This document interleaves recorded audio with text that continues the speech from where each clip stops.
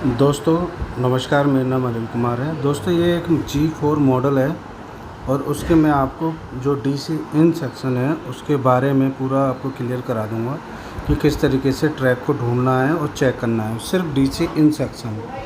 ठीक है दोस्तों, तो अभी आप देख रहे हो इस DC इन सेक्शन में CN14 नाम से एक कनेक्टर है और CN14 जब आप सर्च करोगे, जैसे हम अभी ऊपर सर्च कर रहे हैं CN14, ठीक है, तो आपने देखा ये पूरा ये कनेक्टर आ गया CN14 और उस कनेक्टर पे आप देखेंगे ऊपर दो VDD की पॉइंट हैं जो सप्लाई के लिए हैं और दो जो है ग्राउंड के पॉइंट हैं और एक PC84 के साथ में वो पैरेलल में लग के क्या हो रहा है, ग्राउंड हो रहा है।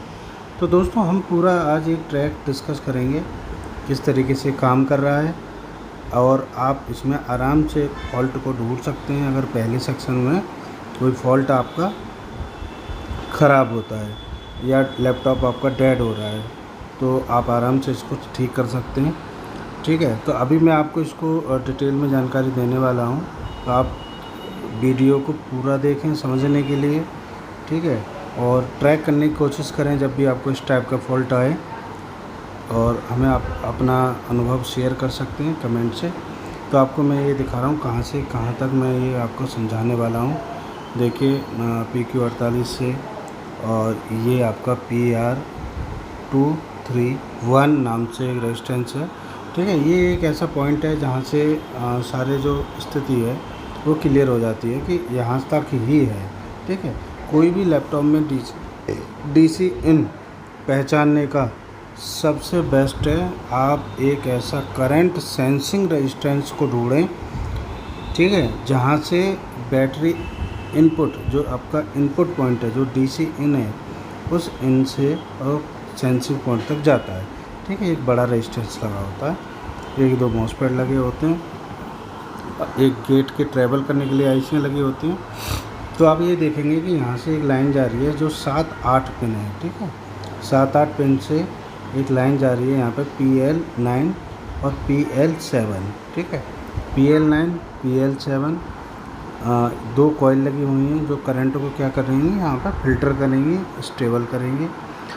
इन कॉइलों से होकर, ठीक है, यहाँ पे आप देख रहे हो +VA लिखा है और उधर +VA लिखा है। तो +VA का मतलब है वोल्टेज अडेप्टर, कितने 19 वोल्ट पॉइंट कुछ। ठीक है, तो आप देखेंगे यहाँ से होते हुए सीधा ये आप देखेंगे यहाँ पे एक PC80 लगा हुआ है। PC80 से आपका जो करंट है वो यहाँ पे फ़िल्टर होगा। ठीक है, क्या होगा, फ़िल्टर होगा यहाँ पे करंट, और फ़िल्टर होने के बाद आप ये माउस का कर्सर भी देख सकते हैं। मैं रिपीट करके बता रहा हूँ कि यहाँ से ग्राउंड है और वहाँ 7-8 से होते हुए PL9 PL7। तो अभी आप देख रहे हैं कि यहाँ से एक कैपेसिटर लगा है प्रोटेक्शन के लिए और इस कैपेसिटर से होते हुए सप्लाई अभी जैसे मैंने पीछे बताया था कहाँ पे जाएगी, ये PL9 और PL7 पर। ठीक है, अगर यहाँ पे वोल्टेज इन हो रहे हैं और अगर यहाँ से आउट नहीं हो रहे हैं इस लाइन से, तो आप क्या कर सकते हैं, किसी भी लैपटॉप के DC इन सेक्शन से आप यहाँ पे एक कॉइल, ठीक है, निकाल के लगा सकते हैं। छोटी छोटी कॉइल हैं, ब्लैक बॉडी सिल्वर लाइन की। ठीक है, इनसे होते हुए करंट जो है आपका वो सीधे कहाँ जाएगा, PQ24। ठीक है, PQ24 पे जाएगा। ठीक है, PQ24 से करंट जो है वो DC जो हमारा करंट है 19 वोल्टेज वो सीधा PQ24 के ड्रेन पे जाएगा। कहाँ जाएगा, ड्रेन पे। ठीक है, अब ड्रेन की इसमें कैसे पहचान करोगे आप, ड्रेन कहाँ है, तो आप देखेंगे कि इधर 1 2 3 ऐसे पॉइंट बने हुए हैं और 1 2 3 यानी कि अगर हमारा 8 पिन का मॉसफेट है तो 3 पिन जिसकी आपस में अटैच होती हैं वो सोर्स होता है। ठीक है, और देखो नीचे देखेंगे G लिखा हुआ है तो गेट हमारा नीचे जा रहा है और ये 5 नंबर जहाँ लिखा हुआ है ये ड्रेन हमारा अटैचमेंट में है। ठीक है, तो जैसे जैसे मैं आपको बता रहा हूँ वैसे वैसे आप देखिए। और यहाँ से आपका सीधा एक नीचे जा रहा है ट्रैक, और डीसी इन मतलब 19 वोल्टेज इन होगा और 19 ही सोर्स से आउटपुट होगा उसका, ठीक है। इसमें कोई वो नहीं है कि नहीं 19 से कुछ ये कम करके कुछ रेगुलेशन करके देगा, नहीं 19 लेगा। 19 वोल्ट जो चार्जर से आउटपुट होता है वही 19 वोल्ट ये आउटपुट करके हमें देने वाला है। अच्छा, इसका गेट जो है वो गेट का अलग से कुछ फंक्शन है, यानी कि इसके गेट को चलाने का जो एक ट्रांजिस्टर लगा हुआ है नीचे, ठीक है। और यहाँ जैसे कि मैं अभी बीच में ये दिखा रहा हूँ पावर एलईडी वगैरह, तो जैसे हम चार्जर लगाते हैं एलईडी ग्लो होती है, ये सेक्शन उसको ऑपरेट करता है, ठीक है। इसके बारे में मैं फिर कभी आपको डिस्कस करके बताऊँगा कि किस तरीके से इसको दुरुस्त करना है। आज हम सिर्फ डीसी इन के बारे में बात कर रहे हैं और डीप में बात कर रहे हैं। और अगर आपको इसमें पूरी नॉलेज रखनी है तो पूरी वीडियो देखनी है।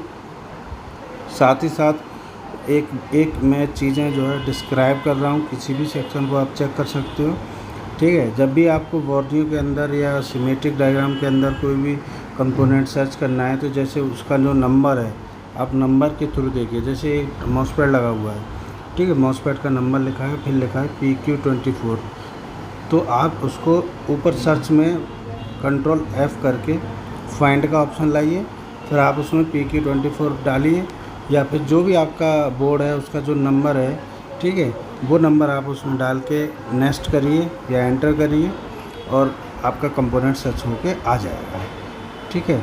तो दोस्तों इसी तरीके से आप एक एक स्टेप को फॉलो करके पहुंच सकते हैं। देखिए अभी मैं आपको गेट के पास लेके चलता हूं कि PQ24 का जो गेट है वो किस तरीके से रन करा रहा है, ठीक है। तो आप देखिए यहाँ पे प्लस VAD यानी अडाप्टर है, 2 ट्रांजिस्टर लगे हुए हैं अंदर, Q1 Q2, और ये Q1 Q2 जो ट्रांजिस्टर हैं ये आपको उसके गेट को, जो मॉसफेट के गेट को ड्राइव कर रहे हैं। देखिए यहाँ पे 19 वोल्टेज मीटर पे आ रहे हैं, और ये इधर से देखेंगे तो आप यहाँ से 19 वोल्टेज इसके मीटर पे आ रहे हैं PR96 के थ्रू, और यहाँ से होते हुए ये आपका ग्राउंड हो गया सोर्स, ठीक है। बेस जो है, बेस आपका ये 2 रेजिस्टेंस के थ्रू कंट्रोल कर रहा है, यहाँ से इसको फीडबैक मिल रहा है, और यहाँ से ही इसको 19 वोल्ट का जो एक रेगुलेशन करने के लिए या वोल्टेज ट्रांसफ़र करने के लिए करंट चाहिए, वो हमारा करंट इस कलेक्टर के थ्रू ऊपर की तरफ हमारा PR101 जो बीच में 1 मेगा का रेजिस्टेंस लगा है वहाँ से सीधा होके निकल जाएगा, ठीक है। लेकिन इसके स्ट्रक्चर को आप देखोगे तो PQ25 यानी कि ये जो है स्ट्रक्चर एकदम IC की तरह आपको दिख रहा है, तो ये IC नहीं है, ठीक है। IC में U25 लिखा हो या U101 लिखा हो, U करके डिनोटिंग लेटर आएगा, और जो मॉसफेट और ट्रांजिस्टर होते हैं उनका डिनोटिंग लेटर Q होता है, ठीक है। तो आप देखेंगे यहाँ PQ25 है, PQ25, तो अंदर Q1 Q2, तो मॉसफेट की जो सिंबल हैं वो अलग होते हैं, और ट्रांजिस्टर का सिंबल आप देख ही सकते हैं। तो वहाँ से क्या है, मीटर से 19 लेके कलेक्टर से पास कर रहा है, और दूसरा जो ट्रांजिस्टर है वो क्या कर रहा है, उसके बेस को कंट्रोल कर रहा है, ठीक है। तो जब भी आपको ऐसा लगे कि यहाँ से 19 हैं लेकिन ट्रांसफ़र नहीं हो रहे हैं, मॉसफेट भी ठीक है, तो आप PQ25 को आप एक बार चेक करेंगे। और ये PQ25 कहाँ मिलेगा, चार्जिंग IC के पास में 6 पिन का एक ट्रांजिस्टर है वो मिल जाएगा आपको, ठीक है दोस्तों। तो यहाँ से आप आगे बढ़ेंगे तो आपको सीधे इस सोर्स के पास में एक PC78 नाम से एक छोटा कैपेसिटर लगा है जो 25 वोल्ट का है, ठीक है। अगर हमारा पैरेलल में कोई भी कंपोनेंट लगा है और अगर वो लीकेज होता है, शॉर्ट होता है, तो आपकी सप्लाई क्या होगी, पास नहीं होगी। तो आपको इस पर विशेष फोकस रखना है, विशेष ध्यान रखना है। और ये सारे कंपोनेंट भी, छोटे छोटे कंपोनेंट हमें एक एक करके चेक करने हैं। कोई भी कंपोनेंट हमारे ख़राब नहीं होने चाहिए, कोई भी कंपोनेंट लीकेज नहीं होना चाहिए। देखिए कि जीनर डायोड लगा हुआ है PD9 करके, PD9 से जैसे आप देखोगे कि एक हिस्सा इसका ग्राउंड से अटैच है और एक हिस्सा पॉजिटिव से अटैच है। तो ये जो करंट का जो एक सीधा सिस्टम बनाया हुआ है कि ज़्यादा से ज़्यादा सर्किट को क्या किया जाए, प्रोटेक्शन दिया जाए। देखिए जीनर डायोड रेगुलेशन का भी काम करता है, जो करंट है उसको फिक्स भी करता है। तो आप देखेंगे यहाँ पे ये प्रोटेक्शन में लगा हुआ है, ठीक है। जीनर डायोड अगर यहाँ से करंट किसी भी प्रकार से बढ़ जाता है और अगर ये फिर बढ़े हुए करंट को क्या करेगा, 20 वोल्ट का, तो बढ़े हुए करंट से ये क्या करेगा, ख़राब होगा तो क्या करेगा, करंट को आपके बाईपास कर देगा, ठीक है। अब देखिए सीधे आप जैसे देखोगे यहाँ पे एक PC 201 लगा हुआ है 25 वोल्ट का। जितने भी 19 वोल्टेज लाइन है वहाँ पे जितने भी हमारे नॉन पोलर कैपेसिटर लगे हुए हैं वो सब 25 वोल्ट के लगे हुए हैं, ठीक है दोस्तों। तो आप यहाँ पे एक चीज़ और देखेंगे, वो क्या देख पा रहे हैं आप कि यहाँ से 25 वोल्ट से करंट फिल्टर होगा, फिर ऊपर देखेंगे प्लस का VA है, प्लस VAD, तो वोल्टेज अडेप्टर। आप देखो मैं क्यों बता रहा हूँ, ये आप पहचान लो कि प्लस VA लिखा हो, AD लिखा हो, ये अडेप्टर 19 वोल्ट का है, ठीक है, 19 वोल्ट के लिए लिखा हुआ है। तो ये PQ48 नाम से एक मॉसफेट एक और लगा है, जैसे अभी हम पीछे देख रहे थे तो एक मॉसफेट लगा हुआ था, एक और मॉसफेट लगा हुआ है PQ48। अब देखिए PQ48 का भी सेम वर्क है, जो वो 19 वोल्ट लेगा और 19 वोल्ट ही सोर्स से आउट कर देगा, यानी 19 वोल्ट 19 के लेके 19 वोल्ट ही वो पास कर रहा है। अब देखिए मैं आपको गेट का दिखाता हूँ कैसे। देखिए ये तो हो गया इसका एक बैलेंस करने के लिए सेंसिंग सर्किट हो गया, ठीक है। जैसे यहाँ पे वोल्टेज के 19 वोल्टेज आ रहे हैं अडेप्टर के, ठीक है, ओके हैं या नहीं है, सारी लाइनें वो चेक हो रही हैं यहाँ पर, ठीक है। वोल्टेज अडेप्टर हो गया ओके का, आप नीचे सिग्नल देख सकते हैं। एक और छोटा मॉसफेट लगा है PQ18, और PQ18 के जो बेस है उस बेस को एक PQ17 के द्वारा और कुछ रजिस्टर और ट्रांजिस्टर के द्वारा इसको रन किया जा रहा है। देखिए पूरा सर्किट क्या कह रहा है, ये एक क्या कह रहा है, जो वोल्टेज है, जो AC इन का जो सिग्नल आता है अर्थ के द्वारा, उस सबको ये यहाँ पे चेक करके ये बताया जा रहा है फाइनली, क्योंकि ये लास्ट मॉसफेट है। इसके बाद सीधी लाइन हमारी लैपटॉप के अलग अलग सेक्शनों में इनपुट हो जाएगी, ठीक है। लेकिन अगर यहाँ से अगर कोई गड़बड़ होती है तो यहाँ पे लाइनों को क्या करेंगे, रोक देगा, यानी मॉसफेट का जो गेट है उसको वोल्टेज जो देने चाहिए थे वो वोल्टेज नहीं दिए जाएंगे, ठीक है। तो आप देखोगे यहाँ पे एक जो PQ17 है उसके बेस पे सिग्नल आ रहा है 1 मेगा रेजिस्टेंस के थ्रू, और यहाँ से इसके गेट पे उसके कलेक्टर से सिग्नल आ रहा है, ठीक है, और यहाँ पे 100 किलो ओम की रेजिस्टेंस है। तो इस तरीके से यहाँ पे 19 वोल्ट हैं, आप देख रहे हैं वोल्टेज, और यहाँ से सीधा जो है एक ग्राउंड है और सीधा क्या कह रहे हैं, वहाँ से सिग्नल जा रहा है एक 100 किलो ओम की रेजिस्टेंस के थ्रू। अब देखेंगे एक रजिस्टर यहाँ पे लगा है BH28 से PR104। देखिए स्टेप बाय स्टेप आप समझेंगे तो समझ में आएगा, अगर एक बार में समझ में नहीं आ रहा है तो आप 2 बार में समझ सकते हैं, वीडियो को रिपीट करके देखेंगे तो आपके समझ में आ जाएगा, ठीक है। अब देखो BH प्लस BH28 ये गेट को क्या है, यहाँ पे लगभग 22 से लेकर 28 या 32 तक ये रेंज होती है, अलग अलग लैपटॉप में अलग अलग टाइप से। तो ये आपको यहाँ पर गेट को हाई किया जाएगा, ठीक है। आप देख रहे हैं कि 19 वोल्टेज लेके 19 ही ट्रांसफ़र करेगा, लेकिन इसके गेट को हाई किया जाता है, ठीक है। हाई करने के लिए ये BH28 जो PR104 के थ्रू 150 किलो, ठीक है, 150 किलो ओम का रेजिस्टेंस है, उसके थ्रू इसके गेट पर वोल्टेज जा रहा है। तो आप कभी भी आपको ऐसा लगता है कि इसके गेट पे जो वोल्टेज है वो वोल्टेज नहीं जा रहा है, तो आप ऐसे इस रेजिस्टेंस को चेक करिए, ठीक है। और उसके बाद यहाँ पर आप देखेंगे PC79 के थ्रू वैसे ही आपका यहाँ पे फ़िल्टर होके आ रहा है। अब ये एक इकलौता रजिस्टर है जहाँ करंट सेंसिंग के लिए, करंट सेंसिंग आप देख सकते हैं, यहाँ पे एक रजिस्टर का सिंबल भी बना हुआ है, डिनोटिंग लेटर भी लिखा हुआ है, ठीक है। और ये पावर सीक्वेंस है ना, पावर स्विच, तो ये फ़िल्टर हो रहा है। तो जो एक्स्ट्रा ट्रैक है इससे जुड़ के जो इधर जा रहा है, कोई और सेक्शन में जा रहा है, तो मैं आपको इसमें सारी चीज़ें क्लियर करा दूंगा अलग अलग वीडियो के माध्यम से, ठीक है। तो ये आपकी PU9 एक चार्जिंग आईसी है, तो इसमें चार्जिंग आईसी के लिए सप्लाई आपकी जा रही है, यहाँ से देख सकते हैं। उसको मैं किसी और वीडियो में समझाऊंगा कि चार्जिंग सेक्शन कैसे काम करता है और LED वाला सेक्शन कैसे काम करता है।